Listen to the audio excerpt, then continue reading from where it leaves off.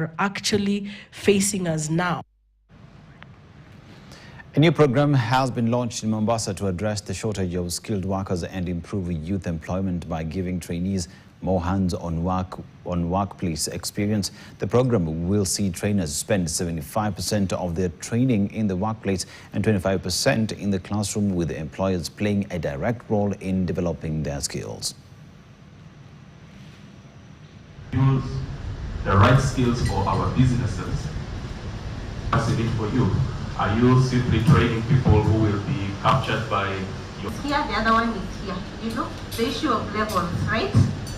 So today, Propeller expands into Mombasa, engaging private sector in Mombasa and creating opportunities for young people who are keen on getting into the plumbing and electrical trades. And the problem that we are solving is the problem of skill.